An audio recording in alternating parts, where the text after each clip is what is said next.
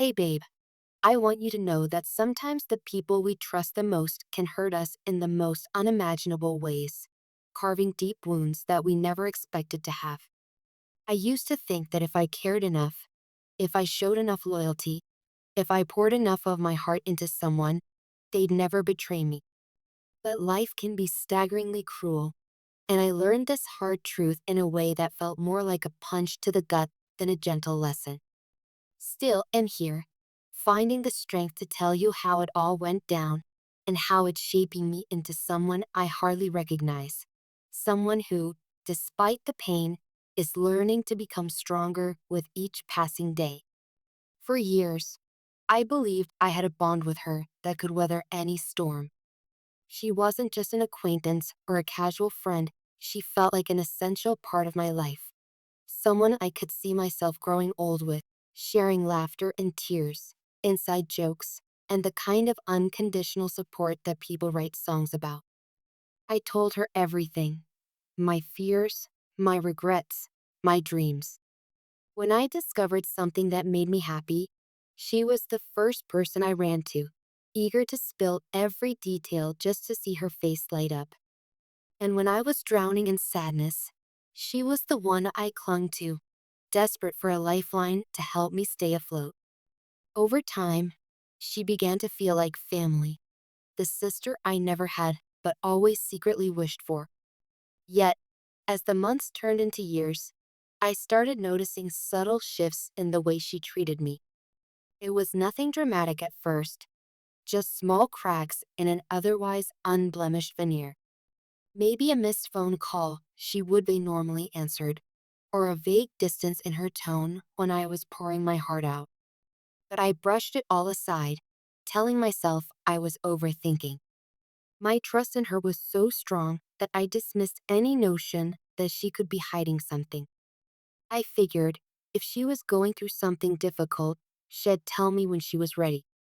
Little did I know, the real reason for her changed behavior was a betrayal that went far beyond anything I could have imagined.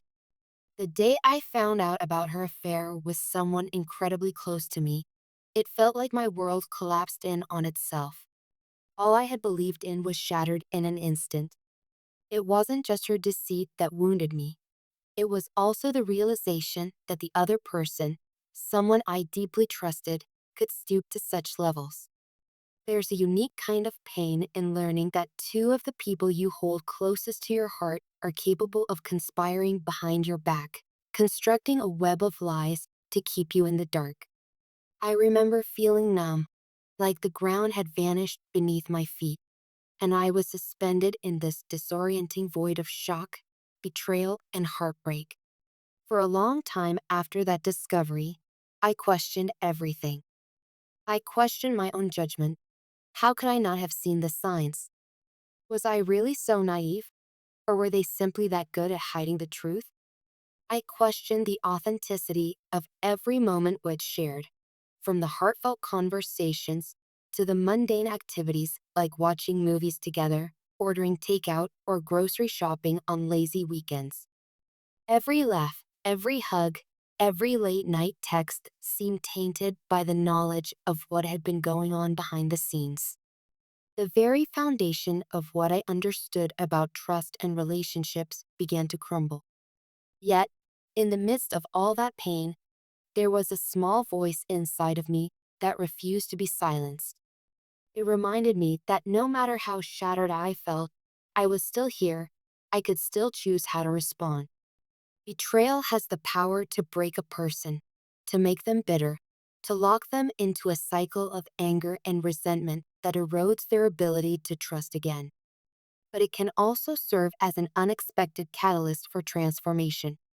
It can force you to reevaluate the people and patterns in your life, to weed out what's toxic, and to cultivate a deeper sense of self-reliance and self-worth. Initially, the idea of cutting her out of my life entirely felt almost impossible. Our lives had become so intertwined, from shared hobbies to mutual friends. But then I realized that if I didn't act decisively, if I didn't enforce the boundaries necessary for my emotional well being, it remained trapped in a cycle of heartbreak. Sometimes, the bravest thing you can do is walk away from someone you once considered indispensable. That's what I decided to do. I told myself that someone who could smile at me while keeping such a devastating secret didn't deserve my friendship, my energy, or my empathy anymore. Letting go is rarely a clean break, though. Memories don't just vanish because you've decided to sever ties. They linger in the corners of your mind, popping up at the most unexpected moments, when a certain song plays, or when you see something that you know she would have found hilarious. It's painful, like touching a bruise that isn't fully healed. But with every trigger, I'm learning to reclaim my power. Instead of letting the memory of what she did consume me, I remind myself that I'm free from her deceit.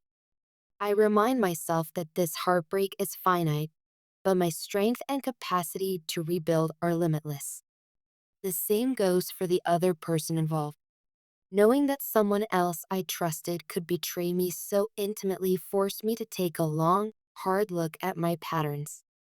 Was I giving too much of myself without ensuring the other person was equally invested? Had I become comfortable ignoring red flags just because I desperately wanted to see the best in them? It's a hard pill to swallow, realizing that you may have enabled some aspects of your own betrayal by refusing to see what was right in front of you. But I refuse to beat myself up over it. Instead, I choose to learn from it, vowing never again to overlook glaring inconsistencies in someone's words and actions. A big part of my healing journey has been acknowledging my own worth, recognizing that I deserve authentic relationships built on mutual respect and trust. It's so easy to internalize betrayal, to interpret someone else's terrible choices as a reflection of your own inadequacy. But I've come to understand that deceit is a reflection on the deceiver, not on the one who was betrayed. Their actions stem from their own emptiness, their own unwillingness to be honest, or their own inability to value genuine connection. They may have projected sweetness and sincerity, but deep down, they were hiding a hollow core that couldn't sustain real loyalty. In moving forward, I've had to do more than just cut people out. I've had to shore up my own boundaries and commit to being more discerning about who gets a seat at my table. That doesn't mean I'm abandoning my compassionate nature. Rather, I'm learning to channel that compassion in healthier ways, ensuring that the people who receive my empathy and support truly appreciate it. I'm also learning the importance of self-compassion. For a while, I blamed myself for trusting so easily, but with time and reflection, I've come to see that having a good heart and believing in the goodness of others isn't a flaw. It's a strength, so long as it's tempered with wisdom and caution. This betrayal, painful as it has been, has given me the impetus to focus on my own growth in ways I never considered before. I've started journaling more consistently, writing down not just my sorrows, but also my hopes and dreams for the future. I've made a conscious effort to explore new hobbies, to immerse myself in creative outlets that remind me there's more to life than the pain of the past. I've sought out spiritual or reflective practices, be it meditation, prayer, or simply quiet moments in nature that ground me in the present moment and remind me that I'm part of something bigger than my individual heartbreak. Each small step has contributed to a sense of renewal, a slow but steady rebuilding of my spirit. Through it all, I've discovered a resilience within myself that I never knew existed. If someone had told me a few years ago that I'd find the strength to confront heartbreak on this scale and still stand tall, I might have rolled my eyes. But here I am, bruised yet unbroken, forging a new path that honors both the lessons of my past and the possibilities of my future. I'm determined to own this chapter of my life story, rather than let it define me in a way that leaves me feeling victimized.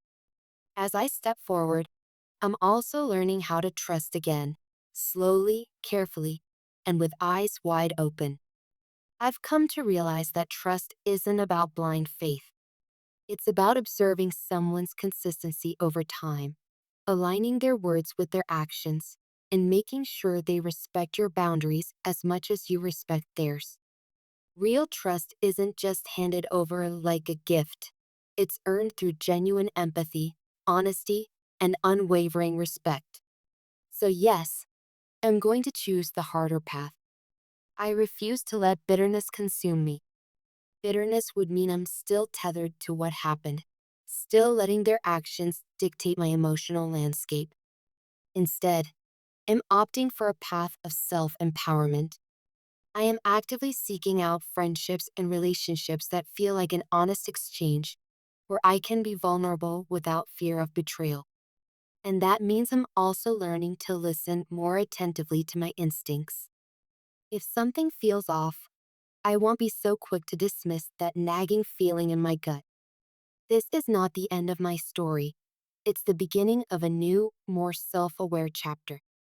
Every scar tells a story, and this one is a testament to my willingness to confront pain and rise above it. While the betrayal hurt me deeply, it also peeled away the layers of illusion, leaving me with a clearer perspective on who truly deserves a place in my life. And believe me when I say, there is so much freedom in that clarity. It's like discovering a hidden doorway to a space where only authenticity can enter. You've been patient enough to hear me out, and I want you to know how much I value your understanding. I needed to share how this betrayal has changed me, not just to vent, but to show that there's light at the end of this tunnel, even if it flickers faintly at times. My heart might still ache, and trust may be something I rebuild one day at a time, but I'm no longer the person defined by what happened. I am someone who can weather betrayal and still find a reason to hope, to love, and to believe in better days ahead. From here on out, my focus is on growth and healing. I'm choosing to view this chapter as a turning point, not a dead end.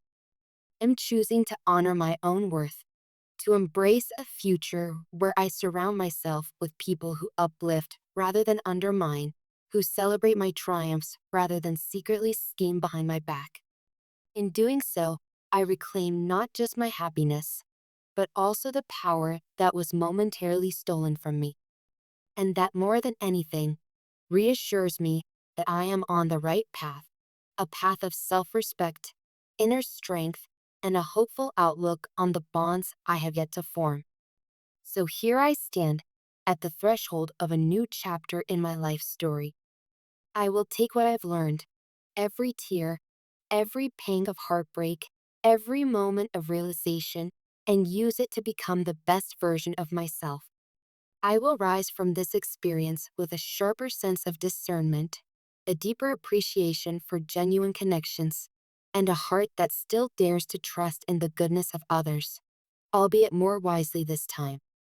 This is not just a resolution, it's a promise I'm making to myself to move forward with purpose, to grow beyond the pain, and to cherish the kind of love and friendship that is honest, loyal, and true. And that, my dear, is the new beginning I choose.